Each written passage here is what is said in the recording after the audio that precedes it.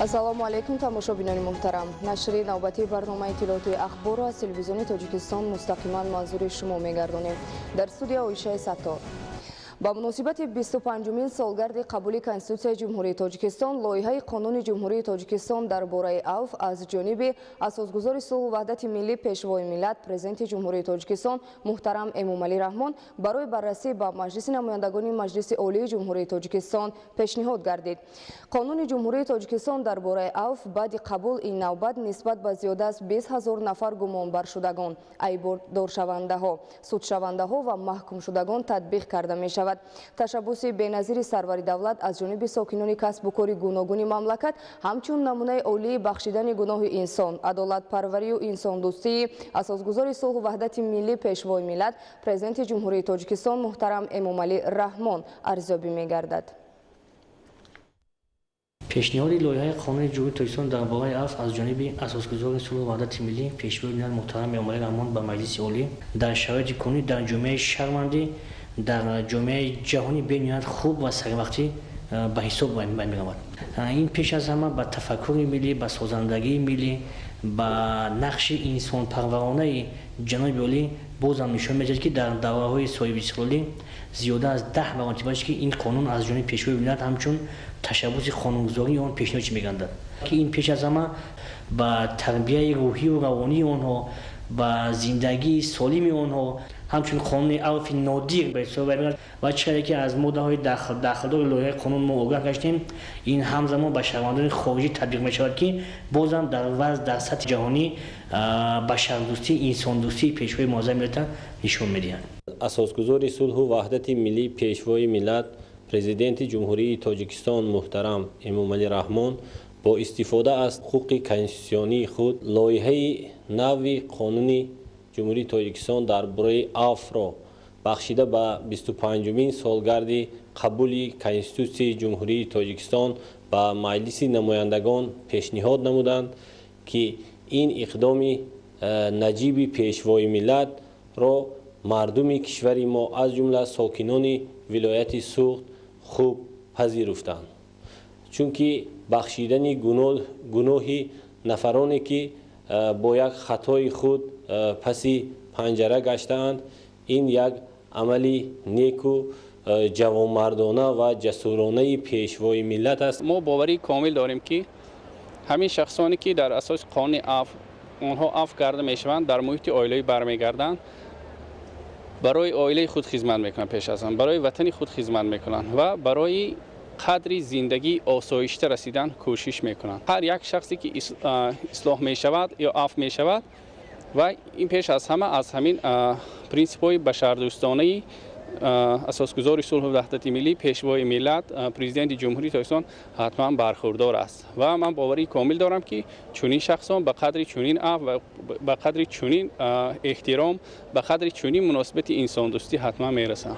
хушбахтона дар арафаи таҷдиди ин идҳо бо як лутфу карами пешвои муаззами миллат ин қонун амалӣ мегардад ва имрӯзҳо дар шабакаҳои иҷтимоӣ низ мо мушоҳида менамоем, ки чи аз дохил ва чи аз хориҷи мамлакат шаҳрвандони мо ба ин як баҳои мусбӣ медиҳанд ва он оилаҳое ки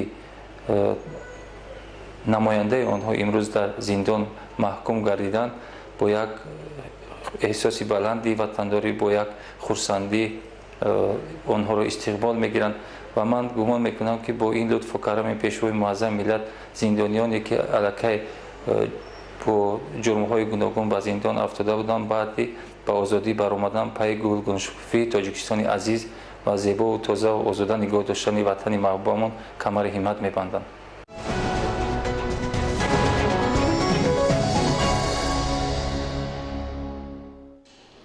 саноати кунонӣ бо суръати мамлакат ҳадафи чоруми стратегияи ҳукумати ҷумҳурии Тоҷикистон.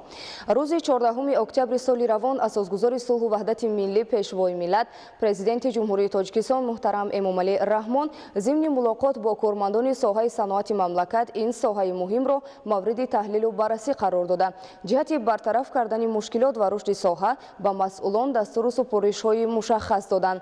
саноати коркард низ яке аз самтҳое аст, ки имрӯзҳо дар кишвар дар ҳоли рушд қарор дошта, дар ин самт бо дастгирии роҳбарияти олии давлат ва ҳукумати мамлакат барномаҳои мақсаднок амалӣ гардонида мешаванд. Самандар Искандарзода мавзӯъро шарҳ медиҳад.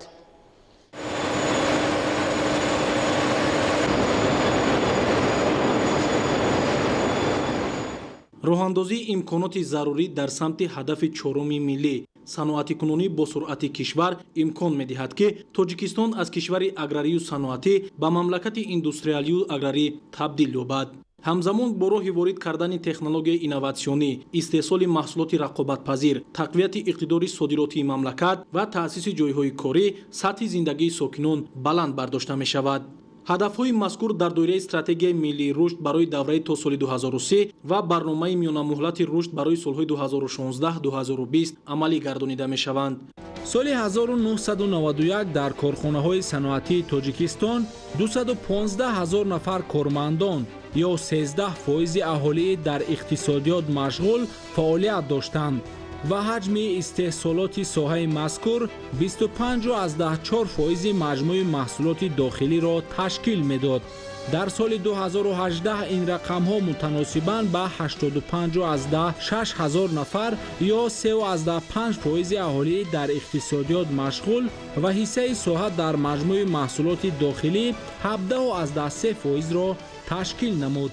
мавриди зикр аст ки соҳаи саноати мамлакат зиёда аз 90 самти коркард, истихроҷ ва истеҳсолотро дар соҳаҳои саноати хӯрокворӣ, сабук, мошинсозӣ, сохтмон, маъдан, коркарди металл ва кимиёро дар бар мегирад. дар замони соҳибистиқлолӣ ба корхонаҳои истеҳсолӣ бо сармояи ватанию хориҷӣ тавассути озод намудан аз пардохти боҷи гумрукӣ ва андозҳои гуногун дар ҳаҷми беш аз 21 миллиард сомонӣ имтиёзҳо пешниҳод гардид.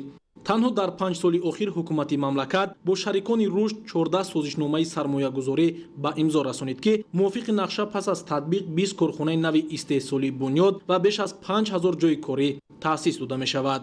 ҷиҳати амалисозии ин нақша аз худкунӣ беш аз 14 миллиард сомонӣ сармояи мустақим пешбинӣ шудааст. дар доираи созишномаҳои мазкур то имрӯз бо ҷалби қариб 9 миллиард сомонӣ сармояи мустақим 13 корхонаи саноатӣ бунёд карда шуд. таи 25 соли охир беш аз 80 лоиҳаи давлатии сармоягузорӣ барои бунёди инфрасохтори зарурӣ дар ҳаҷми беш аз 42 миллиард сомонӣ амалӣ гардид. ҳоло боз зиёда аз 60 лоиҳа ба маблағи беш аз 30 миллиард сомонӣ дар самти энергетика, нақлиёт, логистика, обёриву обтаъминкунӣ, рушди бахши хусусӣ ва дигар самтҳо ки барои инкишофи соҳаҳои саноати кишвар ва беҳдошти фазои сармоягузорӣ муҳим мебошанд, татбиқ шуда истодааст. умуман пас аз соҳибистиқлол гардидани ҷумҳурии Тоҷикистон бахшҳои муҳими хоҷагии халқ рушд карда дар ин даврон натиҷаҳои назаррас рӯи кор омад ки ҳамаи ин самараи неки сиёсати муваффақонаву бобарори президенти ҷумҳурии Тоҷикистон пешвои миллат муҳтарам Эмомалӣ Раҳмон буда мардуми тоҷикро зери ливои сулҳу озодӣ ва иттиҳоду ҳамбастагӣ ба созандагию бунёдкорӣ муттаҳид месозад. Самандар Искандарзода, Зафари Қаюм, Ахбор. дар ноҳияи Нуробод дар доираи тадбирҳои бунёдкорӣ пули мошингузар ва толори варзишӣ мавриди баҳрабардорӣ қарор дода шуд. иншооти мазкур аз ҷониби ашхоси саховатпеша ва саҳми аҳолии деҳот бунёд шудааст. гузориши Дигули Маҳмуд аз ноҳияи Нуробод.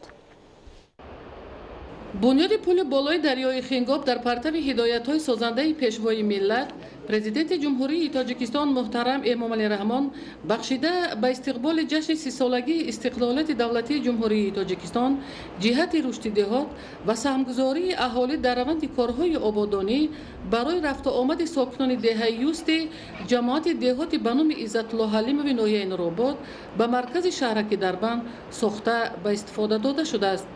зеро то ҳамин давра мардуми деҳа аз намудани пули мошингузар масофаи 25-30 километрро тай мекарданд то аз макони зисташон ба маркази маъмурии ноҳия рафту омад кунанд.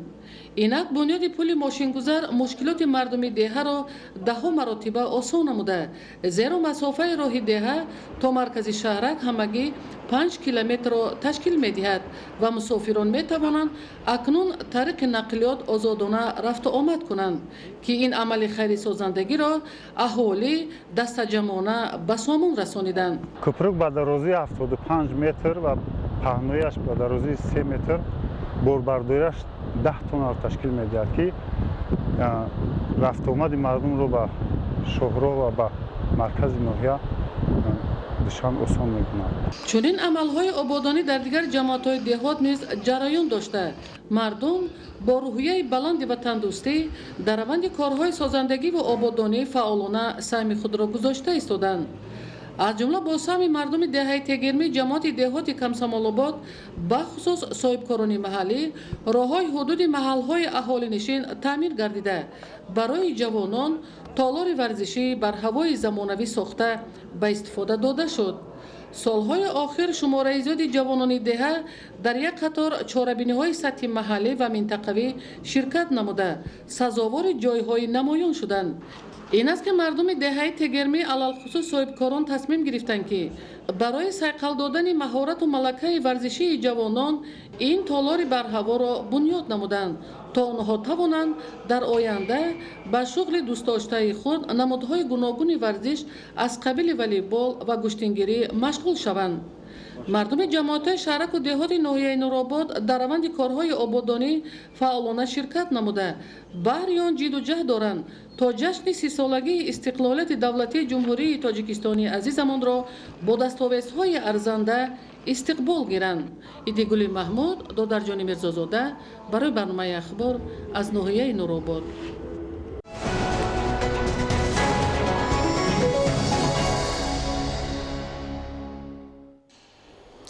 дар шаҳру ноҳияҳои вилояти хатлон ҷамъоварии ҳосили анор шурӯъ гардид. айни заҳмати хоҷагии деҳқонӣ ба номи абдураҳмони ҷомеи ноҳияи дӯстӣ дар майдони 12.5 гектар анор парвариш менамоянд, ки имсол дар натиҷаи риояи қоидаҳои агротехникӣ ҳосили баланд ба даст оварданд.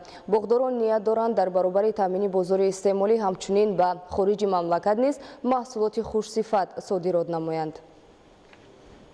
қандолла маҳмудов шуғли боғпарвариро аз аҷдодони худ омӯхтааст. аз соли 2008 инҷониб ниҳолҳои анорро нигоҳубин мекард ва аз меваи шаҳрбораш дар намоишгоҳҳои сатҳи ноҳия ва вилояти ҷумҳурӣ ширкат меварзид. аллакай чанд сол боз боғи анор ба ҳосил омадааст ва амаки қандолла маҳмудов аз маҳсулоти боранҷ парваридааш қаноатмандӣ мекунад. ҳосилноки анор мо имсол ҷамъоварӣ кардем, ҳар гектар 5 тонн 6 тонн ҳосил гирифтем. ҳари намоз бо чинаки дигар масал кардем, мумкина бо як қадар баландтар мешавад ҳосилнокиш. рушди соҳаи боғдорӣ дар шаҳру ноҳияҳои вилояти хатлон дар заминаи татбиқи ду барномаи ҳукуматӣ дар робита ба рушди соҳаи боғу токпарварӣ, барқароркунии боғҳои кӯҳна, бунёди боғҳои намунавӣ ва меваашон содиротӣ таъмин карда шуд. танҳо аз соби меваҳои шаҳрбор истеҳсоли он дар вилояти хатлон ҳар сол то 90 000 тонна мерасад. танҳо дар мисоли ин хоҷагӣ метавон эътимод кард, ки сол то сол истеҳсоли мева тамоюли афзоиш дорад. агар соли гузашта дар хоҷагии деҳқонии абдураҳмони ҷомеи ноҳияи дӯстӣ аз майдони 2 гектар боғзори анор 4 тонна мева ба даст оварда бошанд, имсол бо чунин фаровонии маҳсулот умед доранд, ки бештар аз 6 тонна анвои ғизоии ширин ба даст биёранд. тамошои чунин манзараи лаззатбахш ба кас рӯҳу илҳоми тоза мебахшад. ин пирӯзгордида дар ҳудуди ҷамоати деҳоти ҷиликули ноҳияи дӯстӣ бо меҳнати софдилона намунаи ибрати ҳамсоягону кули аҳли рӯстоянд. ин ҷо анори шириндона парвариш карданд. чунин фаровонӣ муҷиб шудааст, ки дар баробари таъмини бозорҳои дохилӣ изофаи онро ба хориҷ содирот намоянд.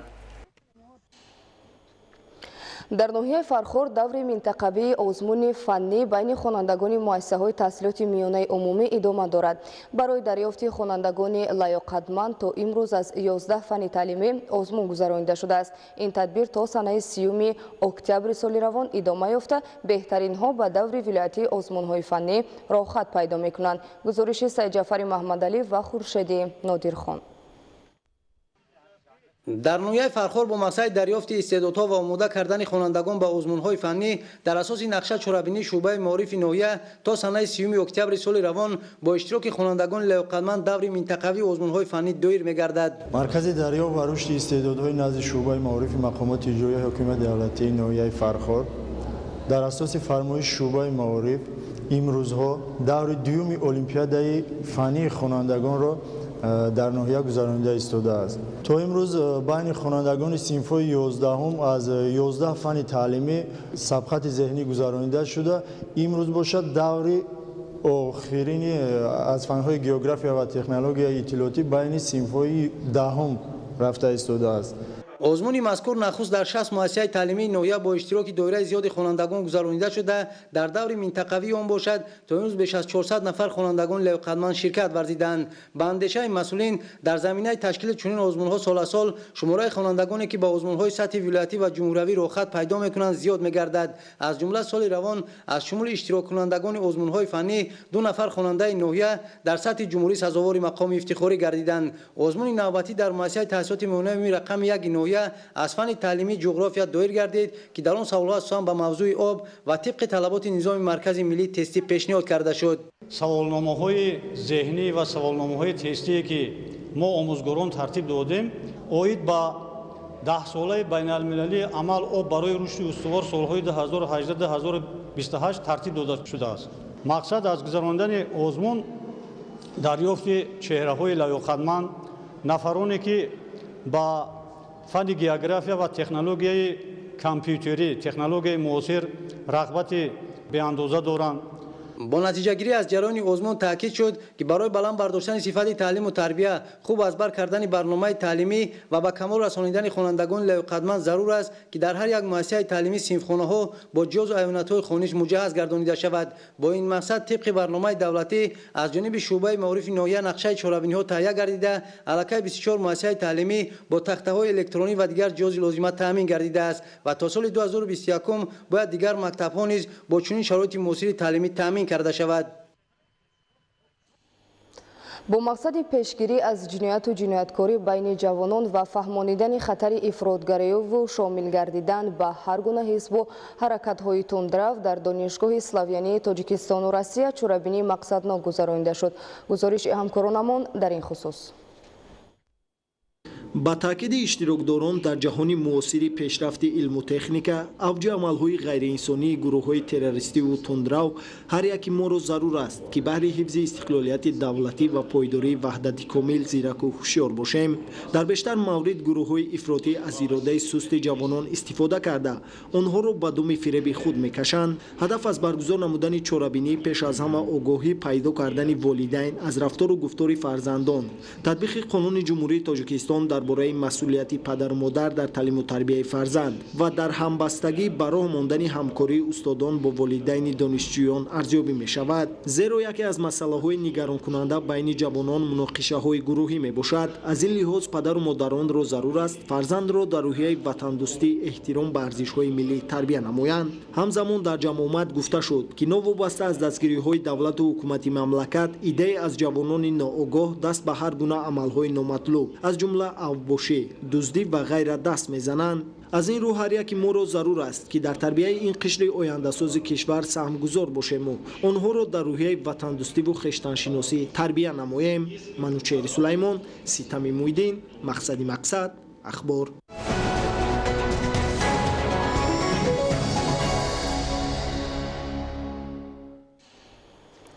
бинандагони гиромӣ, нашри навбатии барномаи иттилоотии ахбор ба анҷом расид. хайр, саломату сарбаланд бошед.